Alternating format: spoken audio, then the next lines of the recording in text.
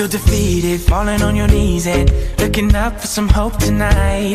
You try to stand up, but you throw your hands up like you no longer have the strength to fight. Cause you've seen too many sunsets, too many days ending in the darkest night. But on your own you'll never know, you'll never know. If you believe you can move the highest mountains, cross the greatest oceans, walk across the water, the water. Believe you can move the highest mountains, cross the greatest oceans, walk across the water. If you believe. They say that all you need is faith, but it's almost like you lost your way. Took a few wrong turns, took a few breaks, falling behind now looking for grace. Cause you need someone to lift you up, yeah, make right all the things you've done. Cause on your own you'll never know, you'll never know. If you believe you can move the highest mountains, cross the greatest oceans, walk across the water, the water. Believe you can move the highest mountains, cross the greatest oceans, walk across the water. If you believe, if you believe, yeah. You can do anything, you can do anything, you can do anything if you believe. If you believe you can move the highest mountains, cross the greatest oceans, walk across the water, the water. Believe you can move the highest mountains, cross the greatest oceans, walk across the water. If you believe, yeah.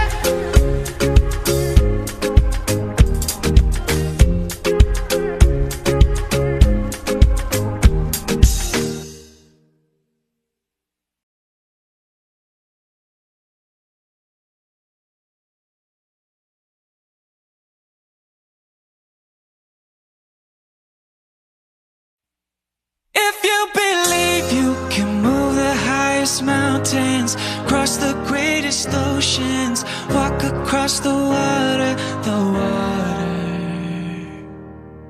You feel defeated, falling on your knees and looking up for some hope tonight. You try to stand up, but you throw your hands up like you no longer have the strength to fight. Cause you've seen too many sunsets, too many days ending in the darkest night. But on your own you'll never know, you'll never know. If you believe you can move the highest mountains, cross the greatest oceans. Professor Leonardo Lima se encontra na sala. Eu vou tentar fazer assim, ó. Agora tá perfeito, professor. O senhor ficou até mais bonito, ó. O senhor tava no escuro, professor. Muito simpático, muito simpático. Eu tô vendo o Doro. O Doro é um cara tão sexy que eu olho ele assim, ó, me dá uns arrepios aqui. O Vinícius, que acabou de falar, então, a voz dele é algo tremenda. Você viu a voz dele? Hein, Rosi? Você viu a voz do Vinícius, meu? Que voz é essa? Eu casado e me apaixonado pelo Vinícius. É, que voz bonita é essa? E a pergunta é, o Doro Vinícius, o Adriano ficou mostrando o braço dele durante a palestra ou não? O Adriano é o cara mais famoso que existe aqui no Brasil, né? Eu acho que é necessário que a gente mostre um pouquinho na câmera. Fica assim. Adriano está conosco amanhã. Pois é, eu vou tentar ser o mais rápido possível aqui. Aí, faz o seguinte, deixa eu ver se compartilhou aí. Tá, compartilhou já. Bota a apresentação. Nós fizemos uma troca aí do doutor Leonardo Lima, algumas pessoas estavam perguntando, porque o doutor Leonardo Lima ele está em viagem, ele está no hotel. Amanhã ele tem um compromisso em uma das empresas que ele presta serviço, e nós trocamos, então a minha palestra ficou para amanhã. Professor, fica à vontade. Tá bom, faz só uma gentileza. Se tiver algum problema, você me avisa. E às vezes vocês vão ouvir duas vozes, né? A voz daqui e do meu computador. Pode ser? Tranquilo. Então tá bom. Fique à vontade, vou desligar meu áudio aqui. Boa palestra. Vamos lá. Gente, obrigado pela presença de todos, é a última palestra. Prometo que seria o mais sucinto, objetivo, claro, dinâmico, para a gente poder descansar aí para quem está desde manhã. Primeiramente, agradeço aí a EFB. O Osivaldo é um cara incrível que tem levado a bandeira da educação física e uma saúde integrada para todo o Brasil. Ele é um cara muito querido por todos e eu tenho uma estima e uma admiração muito especial por ele. E todos aí estão participando desde manhã, né? Que honra. E o Grupo GETAF fazendo diferença aí dentro do cenário da educação física e saúde integrada, apresentando possibilidades de intervenções, tanto no cenário clínico quanto também no cenário de estudo de caso aí, que eu vim apresentar alguns trabalhos. Então é isso. Sem mais delongas, né? Eu sou o Léo, o Rose sabe que eu não gosto muito de titulação, mas esse é meu currículo aí, para quem quiser saber.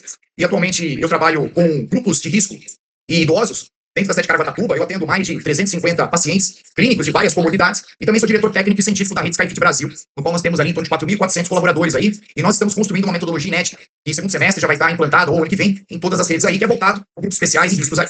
Então, o tema, né, é obesidade, vamos falar um pouco sobre estratificação, sobre riscos ou possibilidades que a gente pode ter de ter uma avaliação prévia clínica para poder também trazer orientação e educação para as pessoas. Como foi falado desde manhã, eu não preciso apresentar mais números, a obesidade ela é uma pandemia, ela está numa progressão constante. Então hoje nós temos uma marca, né, atualizada de 2025 para 2026, em torno de 11 a 12 milhões de pessoas com os dados atuais aí, com o quadro da obesidade e os seus desfechos. Devemos lembrar que a obesidade ela é uma doença crônica, ou seja, ela é uma extensão de muitos anos,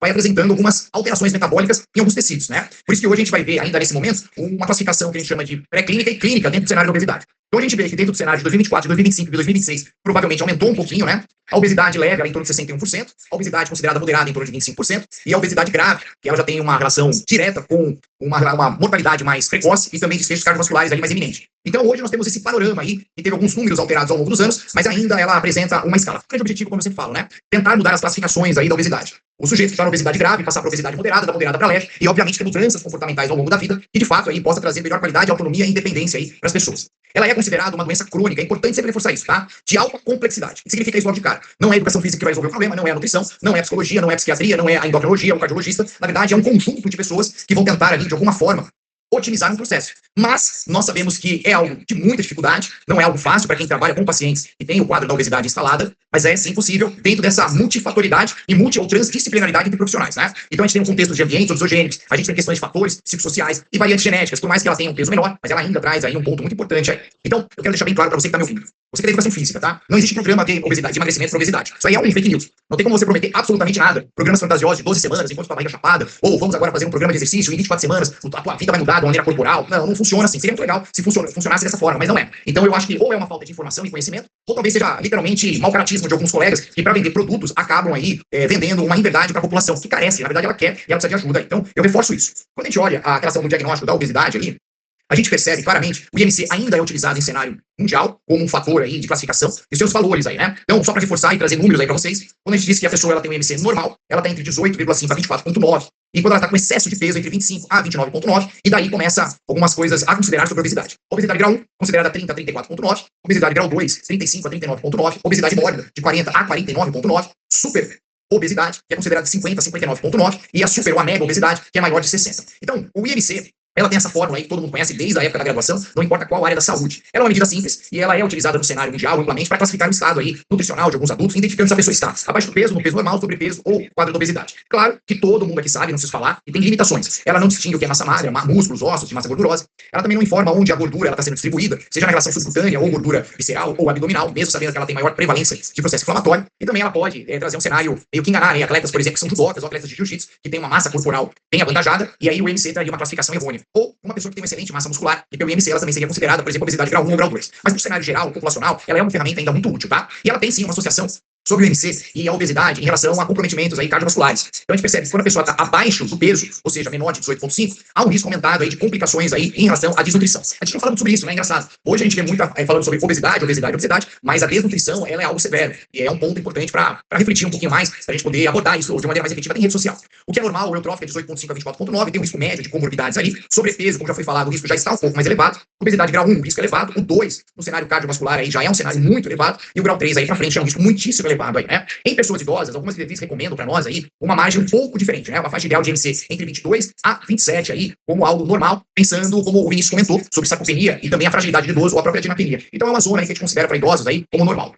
A obesidade também há de recordar, por mais que vários palestrantes já tenham falado sobre isso, ela está associada, sim, às doenças cardiovasculares, né? Doença do coração e acidente vascular encefálico. Acabei de ver agora há pouco, né? Enquanto eu estava esperando, ouvindo o Vinícius e mexendo no celular, acabou de sair um dado atualizado que o acidente vascular encefálico, ela está ali numa linha muito próxima com a doença do coração e mortalidade. Então no Brasil aí parece que, você vê como que a obesidade, ela traz dois comprometimentos logo de cara. A doença do coração e, obviamente, também um dano vascular no sistema nervoso aí, que acaba trazendo uma incapacidade do sujeito, pensando no aspecto motor ou cognitivo, ou a mortalidade como em si. Então, falar em obesidade, ela tem uma relação com a hipertensão arterial, ou seja, pessoas que têm maior IMC, têm maior prevalência aí também de desenvolver pressão arterial elevada, ou a hipertensão, que é a doença já instalada. Dislipidemia, então ela tem uma relação também associativa ao perfil lipídico, aterogênico, aumento de triglicerídeos, LDL, e dessa forma aí trazendo um perfil mais inflamado, trazendo também a formação de placas aí de ateroma. Diabetes tipo 2, que é a área aí do Douro, que é a autoridade aí nossa do Brasil, no qual eu tenho um carinho, uma admiração enorme. Então a gordura visceral parece que sim, ela promove uma resistência à insulina e por sua vez também já é um fator de risco aí bem consolidado nas doenças vasculares aí. É uma inflamação crônica, estresse oxidativo, então o próprio tecido aí, ela secreta citocinas inflamatórias ou adipocitocinas aí, como o Vini comentou bem aí, apresentando o papel do lipedema, que parece que também tem uma associação com estresse oxidativo.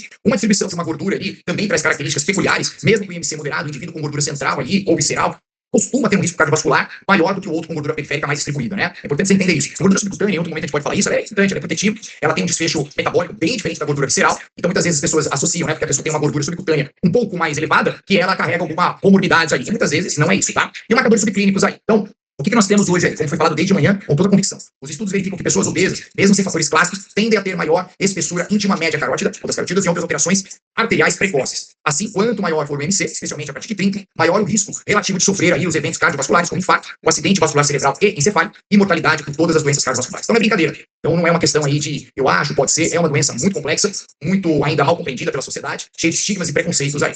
E aí surge o que a gente chama de obesidade clínica e obesidade pré-clínica. Isso é legal, viu? Porque a obesidade clínica já é uma condição de doença, semelhante aí a várias relações de doenças crônicas, já em outras vertentes aí de cunho metabólico. Então, quando a gente fala que o sujeito ele já apresenta uma obesidade clínica, algum órgão-alvo já tem algo de grande alteração aí fisiopatológica, como, por exemplo, o fígado, o coração, tá? Então, entenda isso. Ela já traz um potencial de ameaça à vida do sujeito que apresenta esse quadro de obesidade clínica, como maior associação a acidente vascular, encefálico, insuficiência cardíaca, insuficiência renal e outras. A obesidade pré-clínica ela é definida como um estado de excesso de adiposidade com função preservada de outros tecidos e órgãos. E um risco variável, mas geralmente aumentado de desenvolver obesidade clínica e várias outras doenças não transmissíveis, como, por exemplo, diabetes tipo 2, doenças cardiovasculares, alguns tipos de câncer e transtorno mental. É muito bacana essa classificação, porque quando a gente olha o cenário ali, né, a obesidade, ela afeta todos os nossos sistemas. A obesidade clínica, ela desses sistemas, alguns órgãos já foram afetados metabolicamente. A pré-clínica, ainda não. Eu estou usando a palavra ainda não, porque se não ocorrer uma mudança de estilo de vida ao longo desse processo, certamente aí, de uma obesidade subclínica, passa para uma obesidade clínica.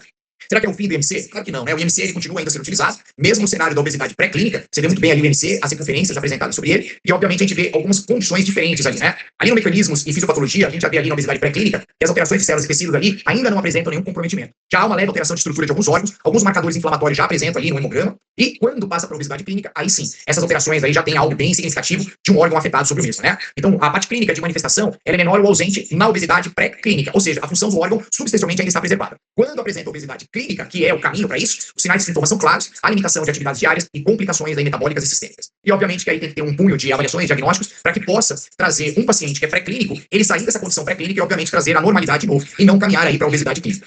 Então o que mudou aí pensando nesse primeiro critério de risco cardiometabólico e cardiovascular? Os critérios aí, se a gente for avaliar, mesmo ainda com essa relação do excesso de tecido adiposo, considerado como fator de risco para outras doenças, como a própria relação das doenças obesidade pré-clínica e clínica, os critérios são IMC maior que 80, exames aí de bioimpedância ou densitometria com aumento da gordura visceral, o IMC maior que 25 com um critério antropométrico. E obviamente a gente está vendo ali do ladinho, né, que é a relação da circunferência abdominal, a relação da cintura-quadril e da relação cintura e altura. Então, se o sujeito tem mais de 25 e há um critério antropométrico, somando também a bioimpedância ou densiometria alterada, e ao menos 2 critérios antropométricos, qualquer dessas variáveis aí já é considerado aí um pré-diagnóstico para poder separar o que é pré-clínico e o que é clínico. Então, o que nós temos hoje aí? Hoje a gente tem isso, uma obesidade pré-clínica, excesso de gordura sem disfunção orgânica. Obesidade clínica, excesso de gordura, IMC alterada e disfunção orgânica. Então é importante você já ter um olhar um pouco mais clínico diante de um paciente que apresenta obesidade. Qual obesidade? Pré-clínica ou clínica? Isso é bacana, porque quando se fala de pré-hipertensão e outros componentes aí que são avaliados como um critério de coatil, ajuda muito a gente também a mudar esse cenário com educação e mudança de estilo de vida. Indo um pouquinho mais além, a gente tem outras estratificações de riscos cardiovasculares, né? Que é importante recordar e é importante você ainda estar utilizando como um diagnóstico aí de encaminhamento para maior cunho investigativo da área médica. Então a gente percebe que tem fatores de riscos que são de baixo, que ela é a idade aí, homens e mulheres aí, homens maior ou igual a 45, mulheres maior ou igual a 55. Histórico familiar ainda é algo importante, se o sujeito tem alguma doença cardiovascular. Sedentarismo é um fator muito importante, a inatividade física, a obesidade e as suas classificações que já foram apresentadas. A hipertensão arterial, ela é considerada um fator de risco, sendo em torno de 140, limite de mercúrio 90 aí, respectivamente sistólico e diastólico, colesterol LDL maior ou igual a 130, HDL menor que 40, glicemia em jejum maior ou igual a 100, ou já tendo o quadro já de diabetes instalado aí. HDL maior ou igual a 60 e HDL aí, em torno de menor de 60 como fator aí de proteção. E é óbvio que tem alguns sinais e sintomas aí que surgem como uma atenção para nós aí, quando a gente vai trabalhar com pacientes que apresentam obesidade. Sabendo que eles têm maior desfecho, a doença do coração, doenças vasculares, ou seja, acidente vascular encefálico ou cerebral, temos que estar atento a algumas coisas aí, como dor no peito, mandíbula ou braço, falta de ar em repouso ou com esforço muito leve, tontura de desmaio, inchaço nos tornozelos, palpitações não explicadas, independente do esforço e uma fadiga comum. Essas estratificações, elas são aplicadas não só no cenário do sujeito que apresenta obesidade, mas todos ali que estão adentrando no mundo da atividade física ou do exercício e que geralmente aí já apresentam um quadro aí de comorbidades que muitas vezes ele não sabe, tá? Eu criei por mim, e óbvio que cada tema aí que eu criei de 13 observações seria uma aula de praticamente 1 hora, tá? Mas eu trouxe para vocês alguns controles de riscos cardiovasculares e exercícios associados à obesidade, obviamente, ou a outras doenças crônicas aí, ou o sujeito que é sedentário. Como assim, Léo? Como assim? Quando você tem frequência cardíaca alterada, ou seja, quando você tem condições braquicárdica, taquicárdicas, fugindo da normalidade, há um olhar clínico que me traz vários pontos de interrogação. Quando o sujeito ele tem alteração de pressão arterial, nós sabemos que a pressão arterial elevada crônica, obviamente que a nossa estrutura vascular traz um estresse maior, trazendo possibilidade de dano. Só quero trazer algumas observações. Quando você tem alterações de braço direito para braço esquerdo, mensurando aí as suas relações de pressão arterial, essa diferença tem que ser muito bem atento para o profissional que trabalha com clínica. Vamos imaginar que o braço direito do sujeito, não importa a ordem, tá? O primeiro que você vai aferir é o que vai servir como norte para a segunda mensuração do braço esquerdo. Se o sujeito apresenta 130 de sistólica no braço direito, aí depois de 5 minutos você vai aferir o esquerdo agora, e ali está 162, há uma diferença de 22 ali de um braço A para o braço B. Isso não é normal, tá? A diferença que é aceitável é mais ou menos entre 15 e 20 milímetros de mercúrio de um braço para outro, mas praticamente ninguém faz isso. Isso tem uma associação com maior prevalência de rompimento do vaso, né, de uma dissecção da artéria aorta. Olha que coisa mais interessante aí. Então, a relação de pressão sistólica e diastólica, se ela estiver maior do que 40, 50, que a gente chama de pressão de pulso, ou pressão de diferenciação de pressão, ela também é algo que apresenta alguma relação com o comprometimento que nós também não sabemos. Eu não digo que ele tenha, mas pode ter, tá? Tanto de uma maneira convergente quanto de uma maneira divergente. O que seria isso? O sujeito tem 120 de sistólica e 95 de diastólica, ou ao contrário, né? Ele tem 150 de sistólica e 80 de diastólica. São valores que não são normais aí, que devem ser um pouco mais investigados. A própria pressão de pulso, que é isso que eu estou comentando, o duplo produto é um indicativo que não é muito falado dentro da comunidade da educação física, que ela é uma relação do MVO2, ou seja, a capacidade que o teu miocárdio tem de extrair oxigênio e utilizar o oxigênio para manter uma boa eficiência cardíaca, tanto em repouso quanto em exercício. E ela depende de duas variáveis, que é a pressão arterial sistólica e a frequência cardíaca. Ou seja, quanto maior a pressão sistólica e maior a frequência cardíaca, maior estresse o coração está passando, independente se é um estado de repouso ou exercício. Claro que se você estiver fazendo exercício e a frequência cardíaca está aumentando e a pressão arterial sistólica está aumentando ao longo do exercício, e o duplo produto é a multiplicação dessas duas variáveis, há uma possibilidade de maior estresse cardíaco durante a atividade. O cara vai morrer durante o exercício? Não estou falando isso. O que eu estou falando é que é maior estresse cardíaco. Se o sujeito já apresenta um quadro de hipertensão, se ele apresenta insuficiência cardíaca, se ele apresenta alguma cardiopatia, sendo obeso, então você já percebe que o problema é bem maior aí, né? Então, o que a gente tem de números aí plausíveis na literatura para trazer uma segurança aí durante o exercício? Em torno de 27 mil é um duplo produto aceitável, né? Então, eu sempre penso assim, eu tenho um sujeito que é obeso, é hipertenso, é diabético, apresenta algum comprometimento cardíaco, trabalha abaixo de 27 mil no duplo produto em exercício. Não importa qual modalidade e qual método, seja contínuo ou intervalado. É importante você entender isso, tá? As atividades adrenérgicas, elas também têm um que há importante sobre isso cardíaco. Quando eu falo atividade adrenérgica, a frequência cardíaca e a pressão arterial aumentando, significa que alguma coisa aí já está errada nesse cunho simpático aí. Edema de membro inferior, eu não vou entrar nesse assunto hoje, mas ela pode ser uma relação com a falência do coração direito. A angina, é importante a gente estudar muito sobre isso, e o objetivo desse encontro é trazer informações, o que a gente chama de angina estável e uma angina instável, são dois comportamentos diferentes, e a instável, que tem grande comprometimento aí para algum desfecho clínico. Falta de ar é um problema sério, e muitas vezes pode estar relacionado ao problema do coração esquerdo, pensando em edema do pulmão, cansaço crônico, sono inadequado, comportamento sedentário e sedentário, obesidade e diabetes. Então, eu trago para vocês esses 13 pontos aí, que é óbvio que num encontro como esse, eu não consigo destrinchar, mas eu quero que você busque essa informação para entender que isso é uma estratificação de risco também, tá? E finalmente eu trago uma que eu acho que é fundamental, tá? Essa aqui é a famosa APSS. Todo profissional que vai trabalhar com clínica tem que usar isso, que nada mais é do que uma avaliação pré-participação para início de atividade física. Vou repetir. É uma avaliação pré-participação para início de atividade física. Então você vê lá, seção 1, histórico cardiovascular, e ali tem histórico de infarto, angina, cirurgia cardíaca, diagnóstico prévio de insuficiência, dor, desconforto, várias relações ali apresentando sobre histórico cardiovascular do sujeito. Histórico metabólico, seção 2, diabetes diagnosticado, alteração glicêmica recente, dislipidemia, obesidade associada a comorbidades, que é a obesidade clínica. Seção 3, histórico ósseo-mioarticular, se esse sujeito já apresenta lesões articulares recentes, dor persistente na coluna, cirurgia ortopédica, alimentação funcional importante. Seção 4, uso de medicamentos, uso contínuo, e aí soma-se todos os pontos. Aonde chega nisso, Léo? Nisso aqui, ó. Qual é o critério hoje que a gente tem para todo mundo que trabalha com clínica? Etapa 1. A cada sim, 10 pontos. Então, lembra da seção 1? Se o sujeito aí respondeu um sim para qualquer um aí, olha lá, se mais de 10 pontos apresentou no sim de resposta, esse sujeito tem que procurar um médico antes de praticar o exercício físico. Quase ninguém faz esse uso do APSS. A gente usa o parquet. O parquet já está desatualizado há décadas no Brasil. O parquet, quem está utilizando ainda está bem desatualizado. Estou sendo bem sincero, tá? O parquet não é ferramenta. 99% das academias brasileiras ainda usa parquet. E parquet já não tem uma resposta satisfatória para uma estratificação de pré-atividade física. Fator 2 aí, fatores que risco metabólicos, também vai somando a cada fator presente, 2 pontos. A lista está aí, para não ficar sendo chato na leitura. Etapa 3, condições clínicas e ortopédicas, se ele tem uso de medicação cardiovascular, 3 pontos, limitações musculoesqueléticas importantes, 3 pontos, doença neurológica, 3 pontos. E aí sai a tabela automática da classificação. De 0 a 3, baixo risco, ou seja, esse obeso está liberado para exercício leve a vigoroso, de 4 a 8 pontos aí, risco moderado, liberado para leve a moderado, vigoroso com cautela, e quando ele tiver maior ou igual a 9 pontos, há um alto risco funcional. Tem que tomar muito cuidado, e eu recomendaria, sim, a autorização clínica médica aí. Pra quem não usa e não quer usar o APSS, que eu acho muito fácil para nós aí da área da educação física e saúde, você tem o parquet atualizado, tá? Então, quem é da área da saúde do exercício, certamente, se usa o parquet, não é o parquet de 7 perguntas que a gente usa nas academias, é esse parquet, é o parquet 2020. Esse parquet é muito mais complexo, ele é muito mais, traz detalhes e informações riquíssimas. Quem quiser, eu posso enviar para você, viu? Sem nenhum problema. É um parquet que eu uso para pessoas mais jovens aí, eu quero buscar mais informações. E, obviamente, que depois tem como parquet a assinatura. Mas ele vai caminhando, ele traz uma trilha aí de operações clínicas que acaba trazendo um ponto importante aí para nós. Então, Rosivaldo, para não tomar mais delongas aí, até pelo horário de todo mundo, aqui são 7 horas da tarde já, hein? 7h30 do horário de Brasília e 6h30 do horário de Cuiabá.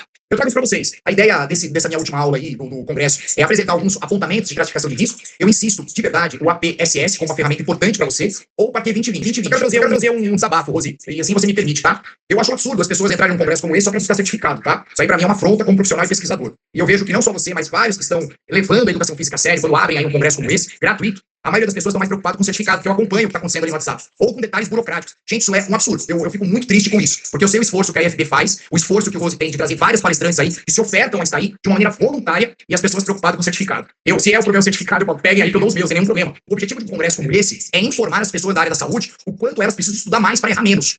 Só isso. É ridículo que eu tenho acompanhado, não só desse congresso, isso é um desabafo meu, como outros que eu participo. É muito feio fazer isso daí. Eu acho que é até um desrespeito a você e à IFB, e a todos os palestrantes, tá? Então é isso. A minha mensagem final é essa, que Deus abençoe muito vocês. Rose, você é um cara excepcional, que eu tenho muito carinho, não perde o foco. Você é uma pessoa importante para o Brasil, importante para a educação física. Parabéns a todos os palestrantes, médicos, todos.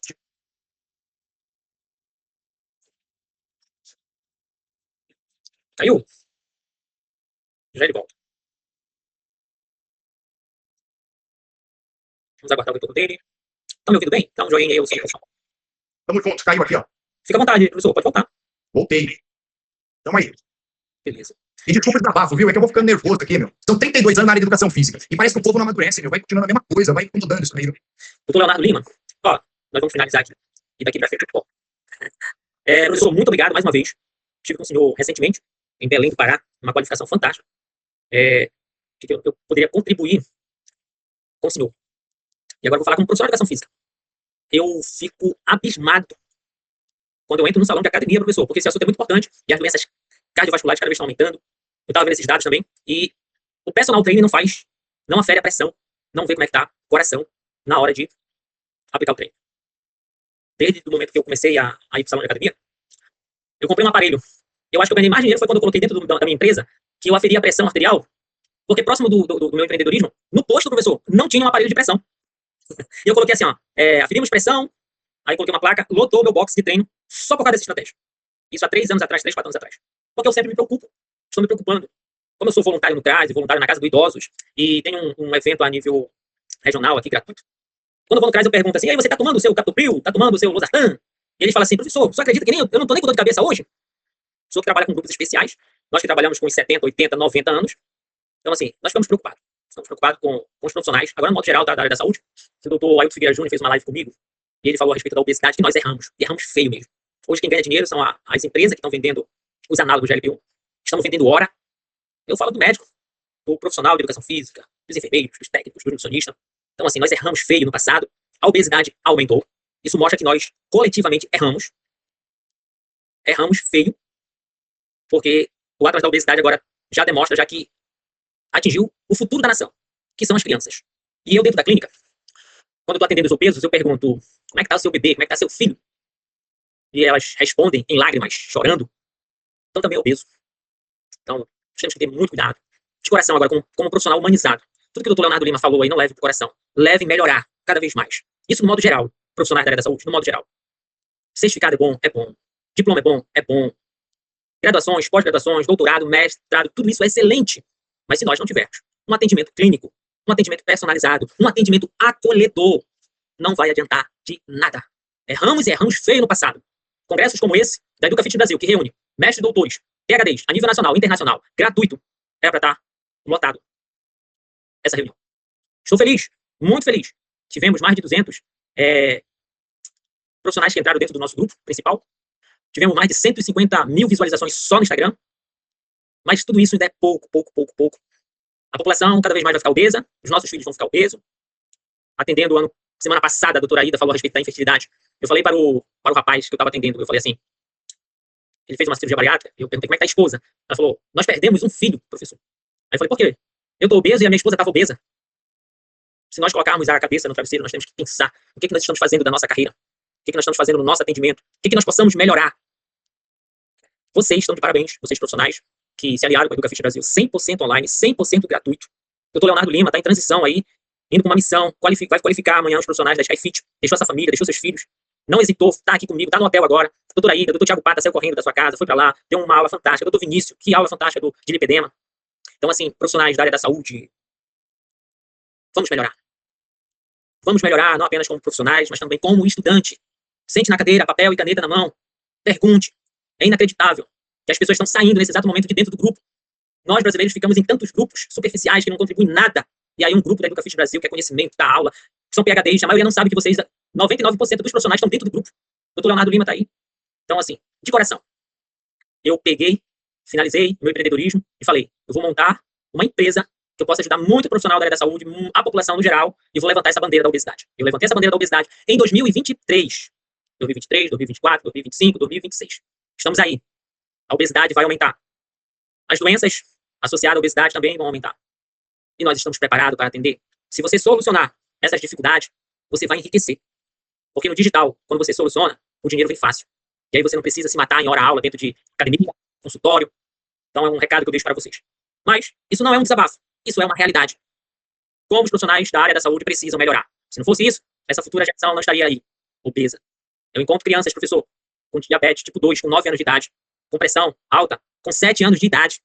Então, assim, cuide de vocês, cuide dos seus familiares e, o melhor de tudo, se capacite. Aproveite essa oportunidade, aproveite esses eventos, aproveite a sua graduação, a sua pós-graduação, o seu mestrado. Mas o melhor de tudo, seja acolhedor, porque existem muitos doentes que confiam em você. Professor, muito obrigado. No final aí. Eu acho que Deus escolheu algumas pessoas para abençoar outras pessoas. E certamente essas pessoas que foram escolhidas por Deus são vocês que estão nos ouvindo. Lembre sempre dessa missão. Deus coloca dons e talentos para cada um. De uma maneira que você tem toda a competência pela graça para fazer o melhor. E não mais ou menos. Então que Deus abençoe muito a vocação de cada um. Que Deus possa conduzir com muita sabedoria tudo que você vem ali, colocar nas suas mãos. E que essas pessoas que você tem alcançado, ela entenda quanto que você tem amor por elas. Obrigado pelo carinho. Logo a gente se encontra em Porto Velho, se Deus quiser. E é uma honra ser teu amigo, é uma honra ter a oportunidade de, nessa correria de todos aí, né? Parar um pouquinho o teu tempo de uma maneira 100% voluntária. É importante frisar isso. Olha como é bonito a vocação. Nenhum dos professores cobra absolutamente nada. Tudo é um trabalho voluntário. Porque se fosse para pagar, olha, seria caro, hein? Mas você vê como que Deus é bom. É isso aí, gente. Tamo junto. Parabéns. E amanhã você tenha mais um dia de evento maravilhoso aí. Fica com Deus. Obrigado, doutor Leonardo Lima. Doutor Leonardo Lima, ele tem uns combos de curso. Você que quer se qualificar, você que quer se aperfeiçoar ainda mais. Doutor Leonardo Lima tem 18 cursos. Ele investe, porque eu tenho curso, eu sei quantas horas eu passei dentro do salão de academia, gravando, editando, para me colocar na Hotmart. É difícil, e mesmo assim nós colocamos com valores mais reduzidos para poder ajudar e alcançar muitos, assim como o doutor Thiago Pata, doutor Leonardo Lima, doutor Mauro Ghiseline, que estará conosco. Então, de coração, doutor Leonardo Lima está dentro do grupo. Se você tiver interesse, eu vou mandar depois manda para mim, doutor Leonardo Lima, os combos dos seus cursos, pessoas que querem, eu tô cansado, eu só cheguei aqui porque eu tive mentores. Então, o doutor Leonardo Lima, em breve, ele está com uma mentoria. Então, vocês precisam de mentores. Nós precisamos de mentores para chegar mais fácil e mais rápido para galgar os próximos níveis, os próximos patamares. Doutor, tem aquele recado aí, você vai estar aqui conosco em Rondônia, Porto Velho? Como é que é o curso? Fala para nós aí. É Porto Velho, que dia que é? Você que sabe. Dia 16 de maio, doutor Leonardo Lima, já compramos a passagem do doutor Leonardo Lima. Você que é médico do esporte, você que é fisioterapeuta, você que é profissional de educação física e acadêmicos, venha fazer a sua inscrição, a sua participação com o doutor Leonardo Lima. 50% do curso do doutor Leonardo Lima será teórico, sábado à tarde, porque pela manhã muitos estão trabalhando, estão atendendo na clínica, estão no salão de academia. E no domingo pela manhã, nós fechamos com a academia ZA. A academia vai estar fechada para o público geral, porém aberta para você que vai fazer a sua inscrição. Então, será um curso inédito, porque também nós teremos também, doutor, primeiros socorros, é isso mesmo? Cardiopatia, hipertensão na prescrição de exercício e primeiros socorros. Tudo isso que o senhor falou aí dentro desses seus slides aí vai estar mais mastigado, vai estar. Nossa, é um privilégio. Aqui eu tô sem dormir, foi um espirro do conteúdo. Então você que está aí conosco aí, em Rondônia, Amapá, Macapá, Acre. Professor, nós já temos uma caravana, fronteira, Bolívia com Rondônia. Já tem 10 profissionais que estão vindo para cá, que já fizeram a inscrição, estará conosco, tá? Que legal, hein? Muito feliz. Tá bom? Gente, mais uma vez eu quero agradecer a presença de todos. Compartilhe esse link, compartilhe esse grupo da Educafit Brasil e fala, você perdeu, mas você terá mais uma chance. Então amanhã, a partir das 7h40 da manhã, horário de Brasília, nós teremos mais 5 profissionais de ponta a nível nacional e internacional. São verdadeiros profissionais, amigos, colegas, parceiros, e eu conto com vocês, conto com todos.